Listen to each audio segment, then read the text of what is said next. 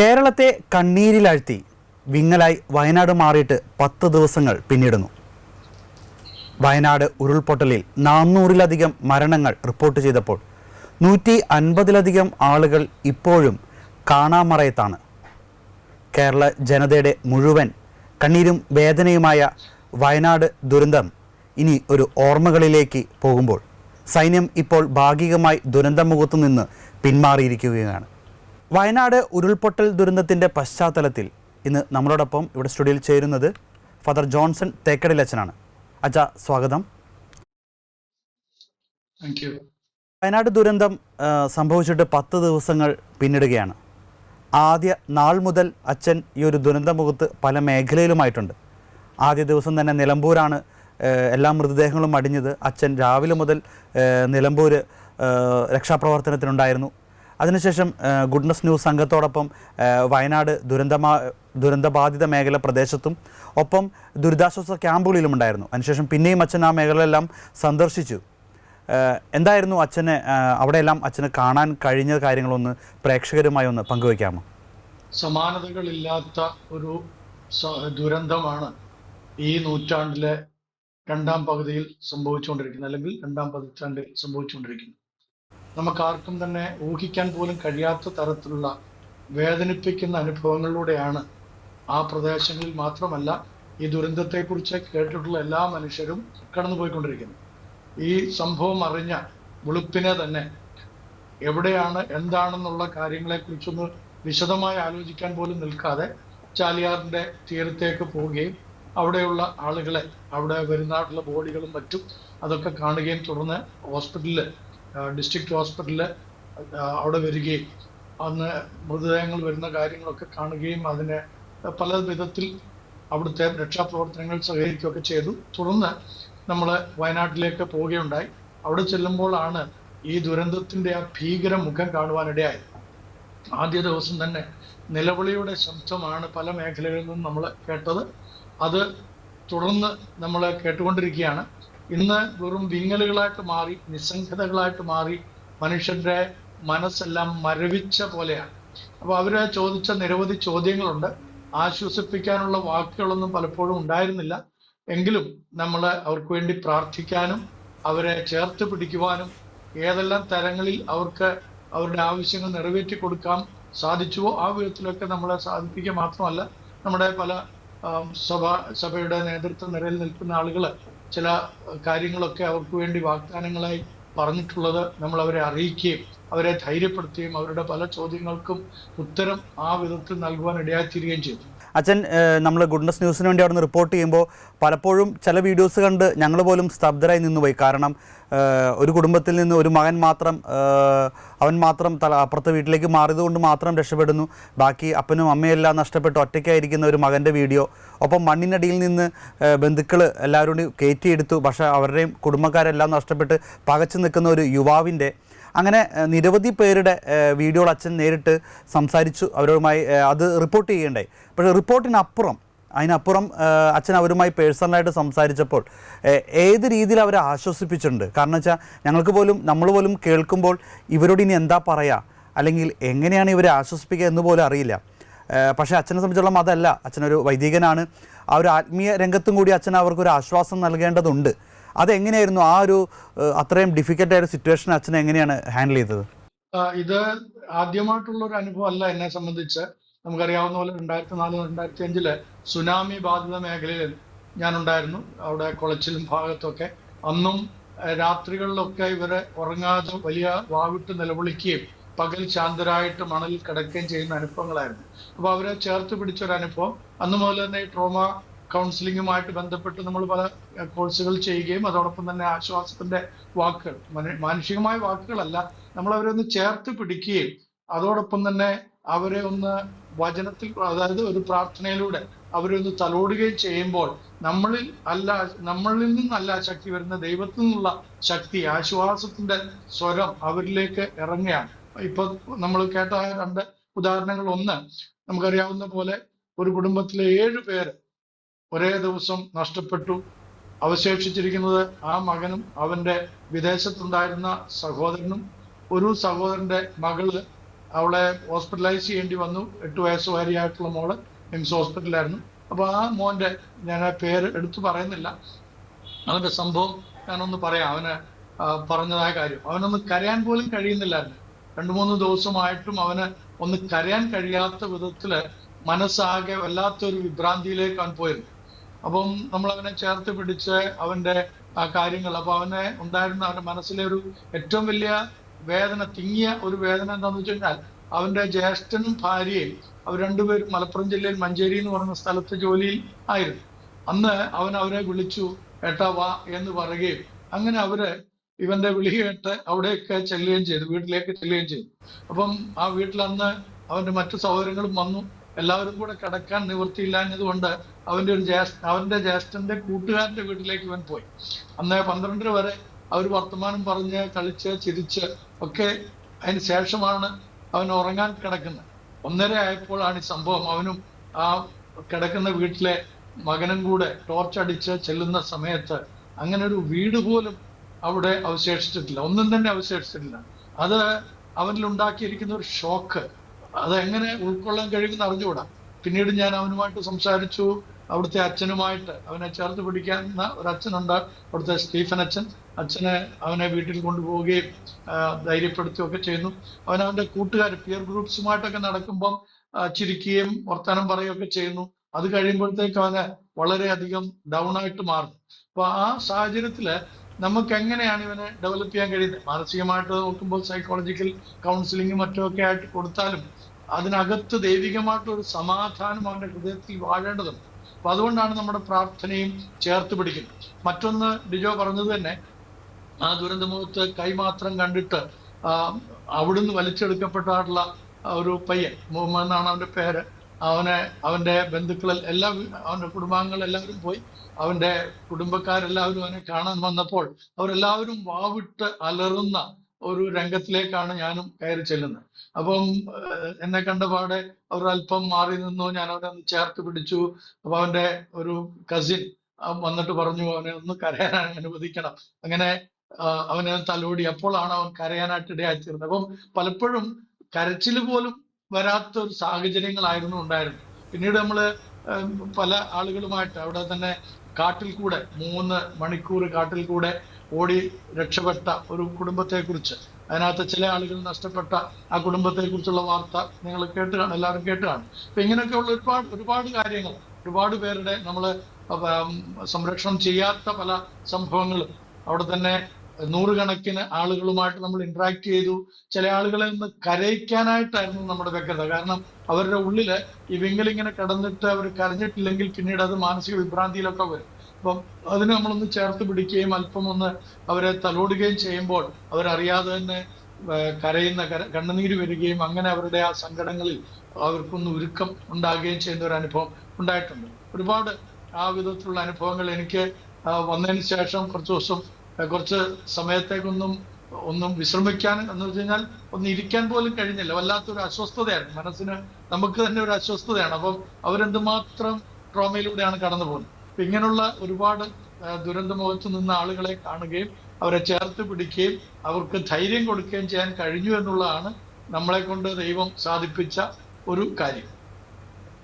Okay അച്ഛാ, ഇങ്ങനെയൊക്കെ അച്ഛൻ പറയുമ്പോഴും ഇന്ന് പല ജനങ്ങളും ഇപ്പോൾ പലവരും ചോദിക്കുന്ന ഒരു ചോദ്യമുണ്ട്. അതായത് ഈ ദൈവം ഈ സമയത്തൊക്കെ ഇത് എവിടെയായിരുന്നു? എന്തുകൊണ്ട് ദൈവം ഇങ്ങനൊരു ക്രൂരത ജനങ്ങളോട് കാണിക്കുന്നു?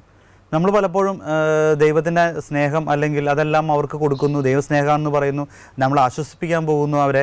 ഇതെല്ലാം ചെയ്യുമ്പോഴും ഈ സ്നേഹമായ ദൈവം എന്തുകൊണ്ട് ഇങ്ങനൊരു ക്രൂരത, അതായത് ഒരു കുടുംബത്തിലെ 7 പേരെ ഒരുമിച്ചെടുക്കുന്നു, ഒരാളെ മാത്രം അവശേഷിപ്പിക്കുന്നു, ആ മനുഷ്യൻ അല്ലെങ്കിൽ ആ ഒരു കുട്ടി പിന്നീട് എങ്ങനെ ജീവിക്കും എന്ന് പോലും ഇതൊക്കെ ദൈവം ചിന്തിക്കുന്നില്ലേ? ദൈവം എന്തിനിങ്ങനെ ഇത്രയും ക്രൂരത കാണിച്ചേ എന്ന് പലപ്പോഴും പല ചോദ്യങ്ങളും വരുന്നുണ്ട്. ഇപ്പോൾ അച്ഛൻ ദൈവത്തിൻ്റെ സുവിശേഷം പ്രസംഗിക്കുന്നു, അല്ലെങ്കിൽ മറ്റുള്ളവരുടെ ദൈവം സ്നേഹമാണെന്ന് പറയുന്നു, ദൈവത്തിൻ്റെ കാരുണ്യത്തെക്കുറിച്ചൊക്കെ പല സ്ഥലത്തും ലോകം മുഴുവനും പോയി പ്രസംഗിക്കുന്നതാണ്. അപ്പോൾ ഇങ്ങനെ ഒരു ചോദ്യം വരുമ്പോൾ അച്ഛൻ അതിന് എന്ത് മറുപടിയാണ് പറയാനുള്ളത്? ഡിജോ, ഇതൊരു എല്ലാ മനുഷ്യന്റെ ഉള്ളിൽ നിന്ന് വരുന്നൊരു ചോദ്യമാണ്.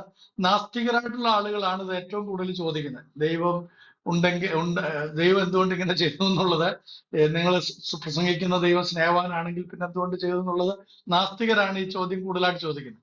അതിന്റെ മറുപടി, ഒന്നാമത്തെ എന്റെ മറുപടി, നാസ്തികർക്ക് ആ ചോദ്യം ചോദിക്കാനായിട്ട് യാതൊരു അർഹതയില്ല. എന്തുകൊണ്ടാന്ന് വെച്ച് കഴിഞ്ഞാൽ അവരെ സംബന്ധിച്ചിടത്തോളം ദൈവം ഇല്ലല്ലോ. ദൈവം ഉണ്ടെങ്കിൽ മാത്രമേ പിന്നെ ബാക്കി കാര്യങ്ങളെ കുറിച്ച് അവർ ചോദിക്കേണ്ട ആവശ്യമുള്ളൂ.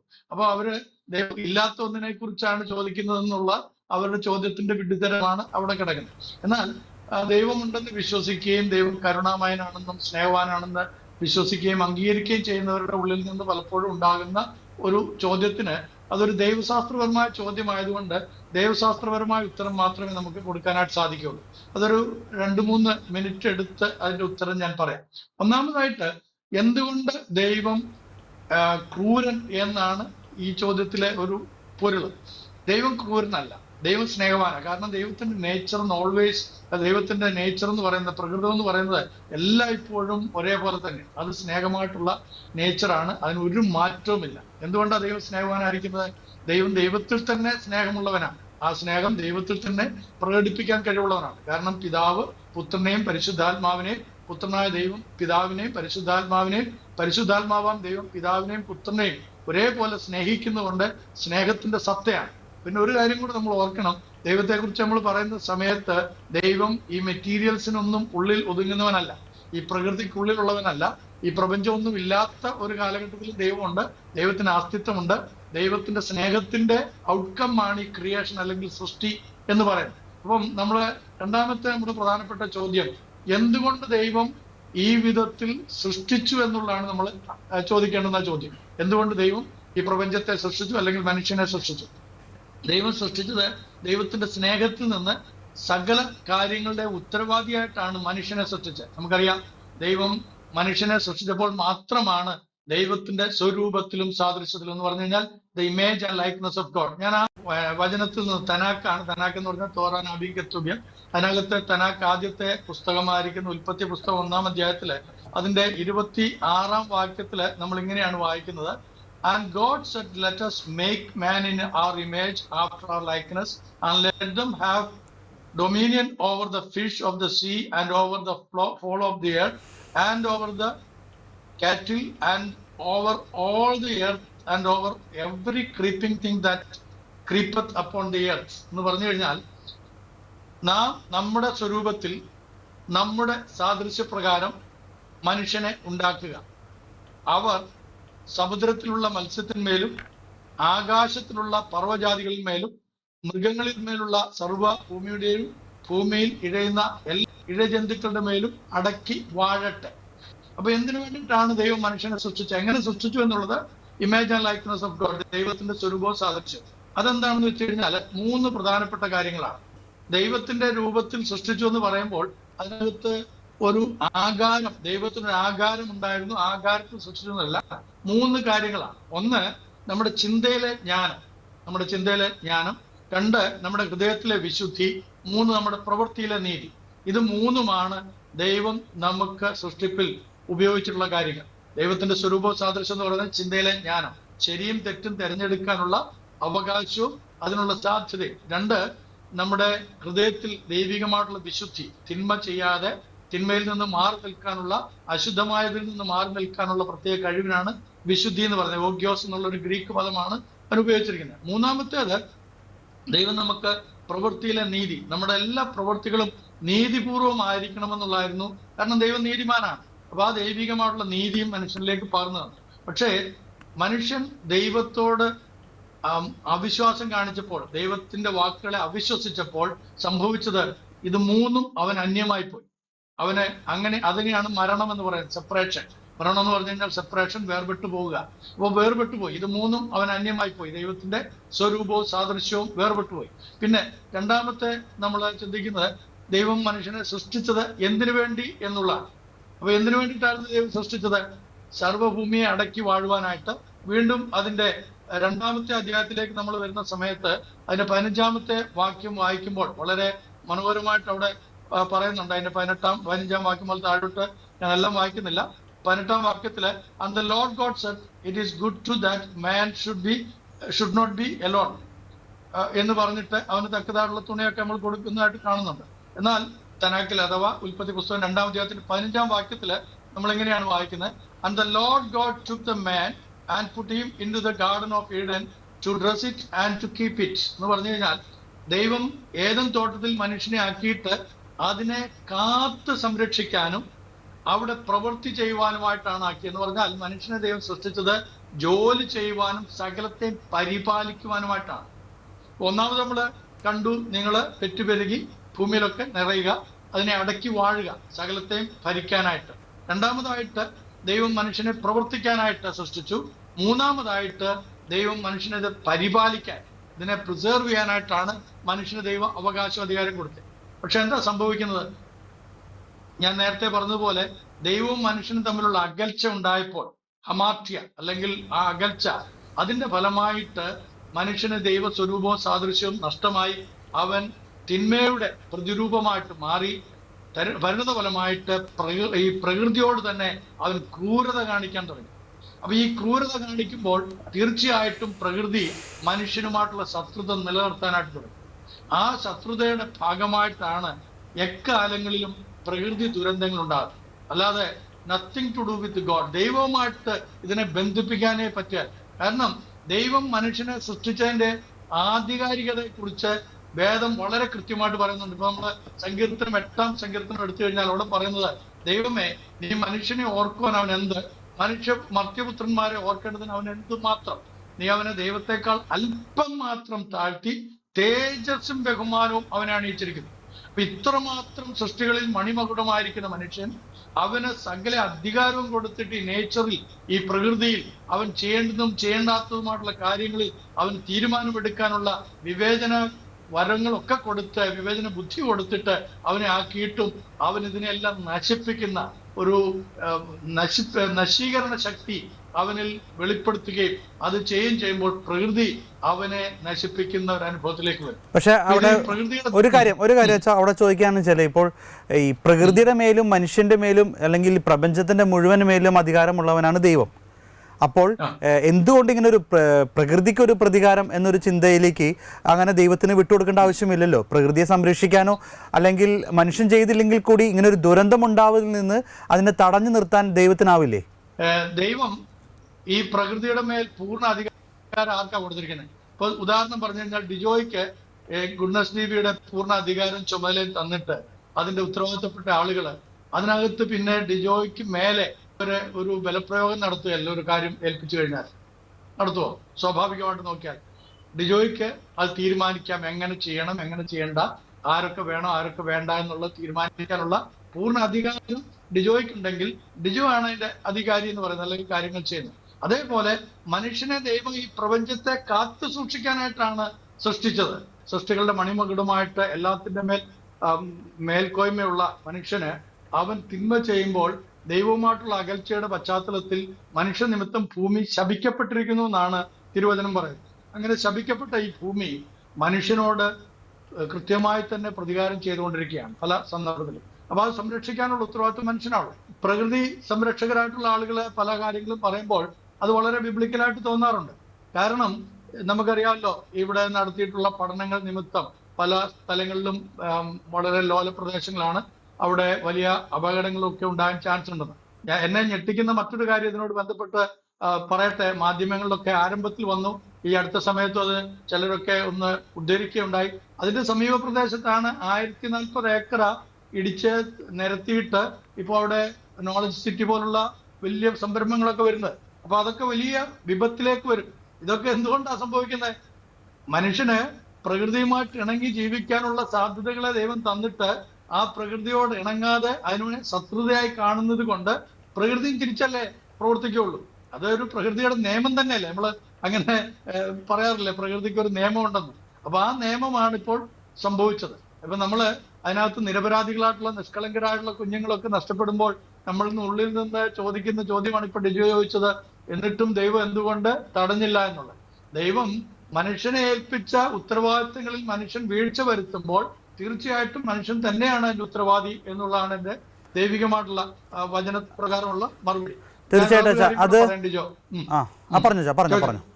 അല്ല, അതായത് വേറെ ഒന്നല്ല, ഇപ്പം അച്ഛൻ പറഞ്ഞത് കറക്റ്റ് തന്നെയാണ്. ഇപ്പം ഞങ്ങൾ അവിടെ ചെന്നപ്പോഴും അവിടെ ഈ ദുരന്തത്തിൽ നിന്ന് അതിജീവിച്ചവരും അല്ലെങ്കിൽ ആ ഒരു മേഖലയിലുള്ളവരെല്ലാം പറഞ്ഞത് ഈ ഒരു ആശയം തന്നെയാണ്. അതായത് പ്രകൃതി പ്രതികാരം ചെയ്തു എന്ന് തന്നെയാണ് അവർ പറഞ്ഞത്. അതായത് പ്രകൃതിയോട് കളിച്ചാൽ പ്രകൃതി അത് പ്രതികാരം ചെയ്യും എന്ന് തന്നെയാണ് പറഞ്ഞത്. കാരണം അവർ പോലും അത്ഭുതപ്പെടുത്തിയതെന്ന് വെച്ചാൽ ഈ ഉരുൾപൊട്ടിയിട്ട് 2 മേഖലകളിലേക്ക്, അതായത് മനുഷ്യവാസ മേഖലകളിലൂടെ മാത്രം ഒരു തിരമാല കണക്കിന് വെള്ളം അടിച്ചുയർന്നു, മലമുകളിലേക്ക് വെള്ളം ഇടിച്ച് കയറി എന്നാണ് അവർ പറയുന്നത്.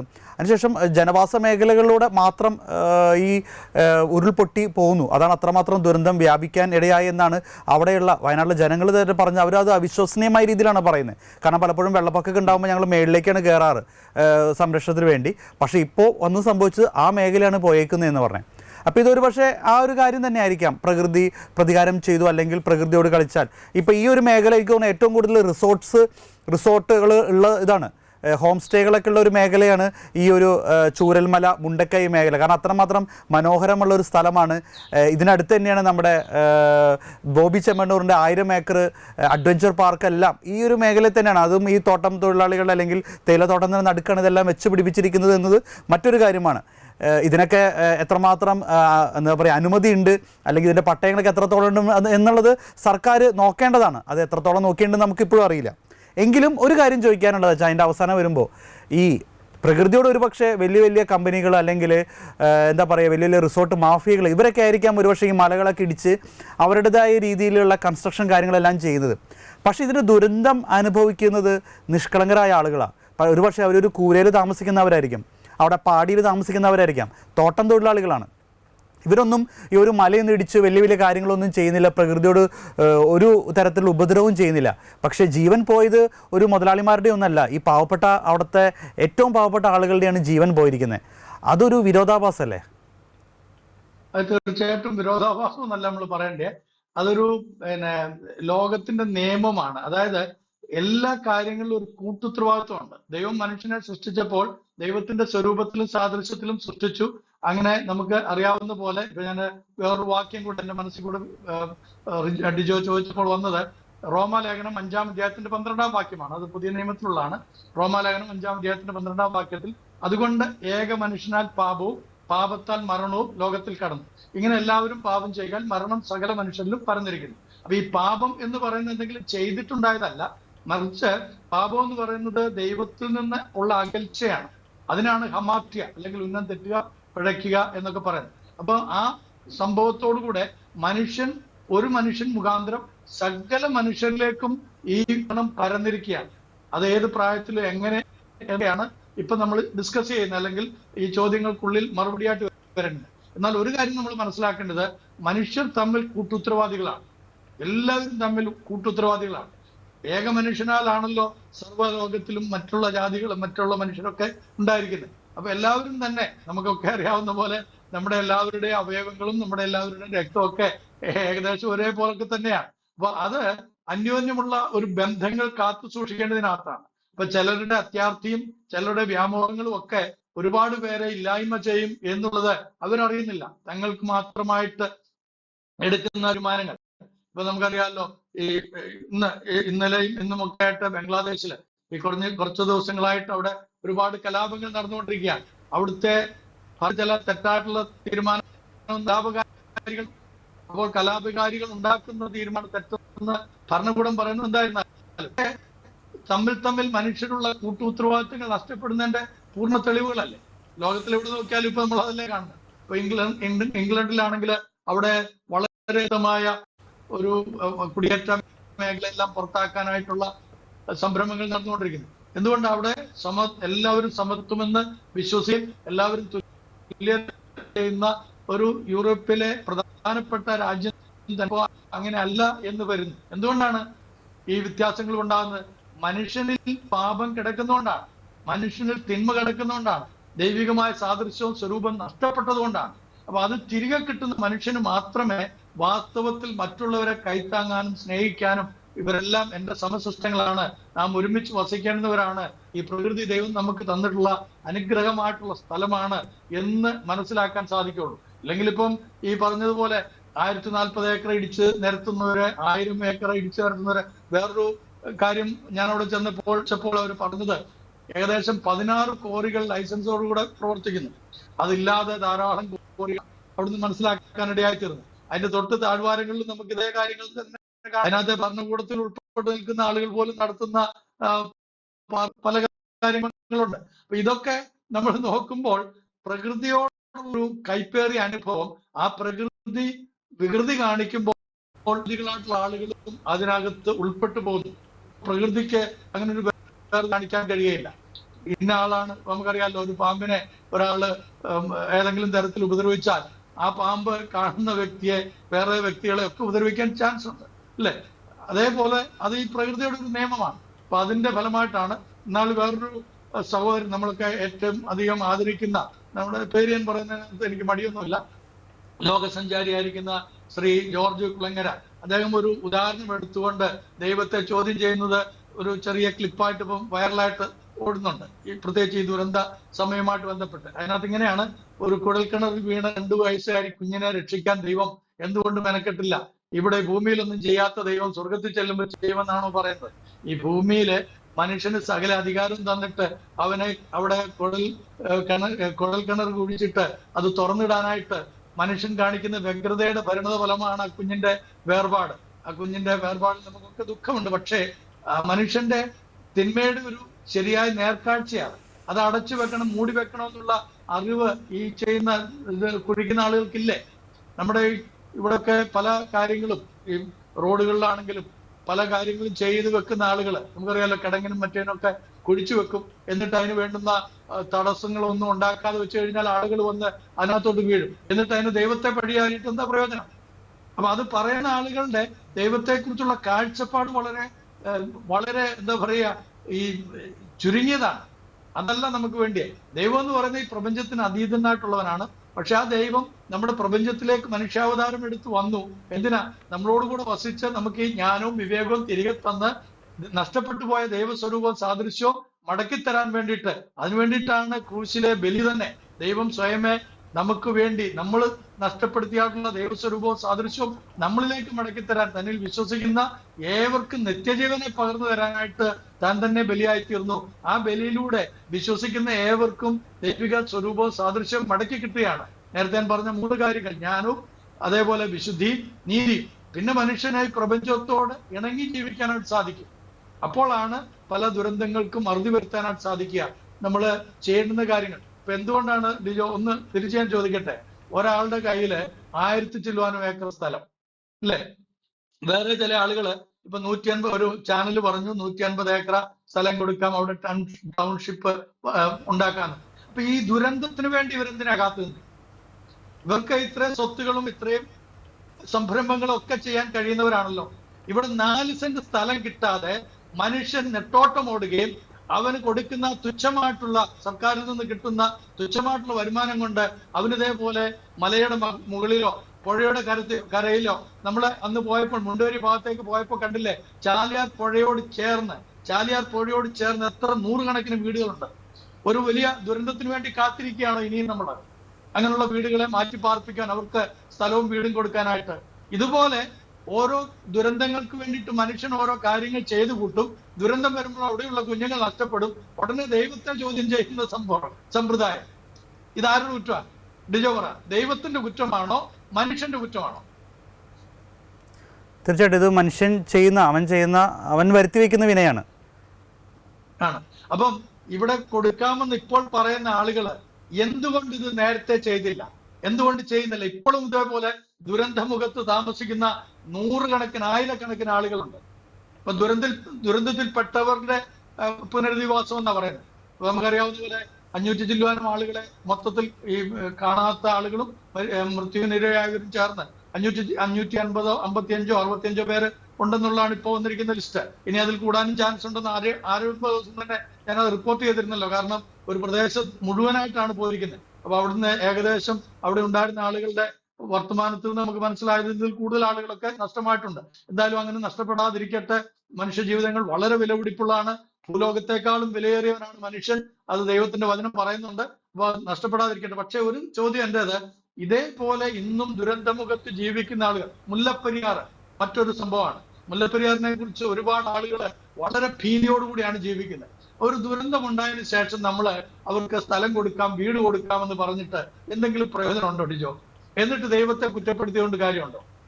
അതേ ചോദ്യമാണ് എനിക്ക് ഇപ്പോൾ ചോദിക്കുന്ന ആളുകളോടും ചോദിക്കാനുള്ളത്. മനുഷ്യർ വിതച്ചതായിട്ടുള്ള വിത്തുകളാണ് അവര് കൊയ്തെടുക്കുക. മനുഷ്യൻ എന്ത് വിതയ്ക്കുന്നുവോ അത് തന്നെ, ആ വിളവ് തന്നെ മനുഷ്യൻ കൊയ്തെടുക്കുമെന്ന് യേശു കർത്താവ് വളരെ കൃത്യമായിട്ട് പറയുന്നുണ്ട്. അതുകൊണ്ട് കർത്താവിന്റെ വചനം വളരെ ശക്തമായിട്ട് നമ്മളെ ഉത്ബോധിപ്പിക്കുന്നത് നാം ദൈവത്തിലേക്ക് മടങ്ങി വരണം. മനുഷ്യർ പരസ്പരമുള്ള സ്നേഹവും പ്രകൃതിയോടുള്ള സ്നേഹവും നമുക്കുണ്ടാകണം. അപ്പോൾ മാത്രമാണ് ഇവിടെ യഥാർത്ഥത്തിൽ ഭൂമിയിൽ നിന്റെ രാജ്യം വരണമേ എന്ന് നമ്മൾ പ്രാർത്ഥിക്കുന്ന ആ പ്രാർത്ഥനയ്ക്ക് അർത്ഥം ഉണ്ടാകുകയുള്ളൂ.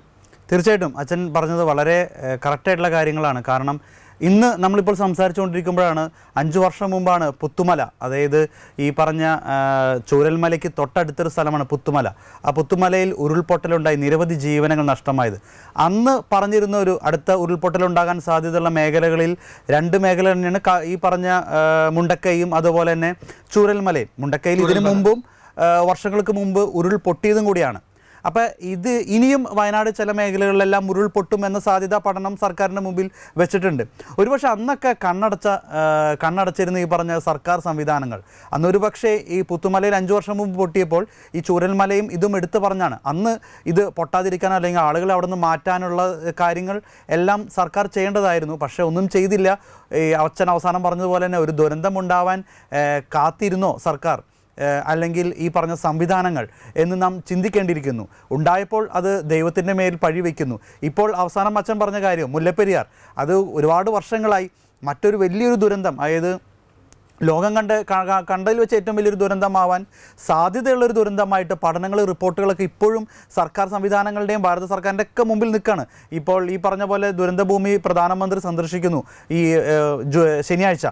അപ്പോൾ ഇതെല്ലാം ഇവരിങ്ങനെല്ലാം സംഭവിച്ചു കഴിയുമ്പോൾ ഇവർ പല രീതിയിൽ നേട്ടങ്ങൾ കൊയ്യാൻ വേണ്ടി മാത്രം ഈ ദുരന്തങ്ങളെ മാറ്റിയെടുക്കുകയാണോ എന്നും കൂടി നമ്മൾ പലപ്പോഴും ചിന്തിക്കേണ്ടിയിരിക്കുന്നു. മുല്ലപ്പെരിയാർ എന്ന് പറയുന്നത് ഇപ്പോൾ അടുത്തൊരു വിഷയമായി നിൽക്കുകയാണ്. ഇനി എന്താണ് അതിലെടുക്കുന്ന സ്റ്റെപ്പ്, അല്ലെങ്കിൽ മറ്റൊരു ദുരന്തം ഉണ്ടാവാൻ വേണ്ടി കാത്തിരിക്കോ എന്നുള്ളതും കൂടി നമ്മൾ ചിന്തിക്കേണ്ടിയിരിക്കുന്നു. എന്തായാലും ദൈവം മനുഷ്യർക്ക് നന്മ മാത്രമേ വരുത്തുള്ളൂ. ദൈവത്തിന് എല്ലാവിധ പദ്ധതിയും പ്ലാനും നമ്മളെക്കുറിച്ചെല്ലാം ഉണ്ട്. പക്ഷേ മനുഷ്യൻ ദൈവത്തിൻ്റെ പദ്ധതികളോടും പ്ലാനോടും ദൈവത്തോടും കൂടി ചേർന്ന് നിൽക്കുക, അതിലെല്ലാം ഉണ്ട്. പ്രകൃതിയെ സ്നേഹിക്കുക, പ്രകൃതിയെ പരിപാലിക്കുക, ഇതെല്ലാം ദൈവവചനത്തോടൊപ്പം തന്നെ ഇതെല്ലാം ചേരുമ്പോഴാണ് ഒരു നല്ലൊരു ഭൂമി അല്ലെങ്കിൽ നല്ലൊരു ഈ ഒരു പ്രപഞ്ചം നമുക്ക് സൃഷ്ടിച്ചെടുക്കാനും ജീവിക്കാനും സാധിക്കുകയുള്ളൂ. ഒരുപാട് നന്ദി അച്ഛാ ഈ ഒരു വിഷയത്തിൽ അച്ഛൻ പ്രതികരിച്ചതിന്. Thank you.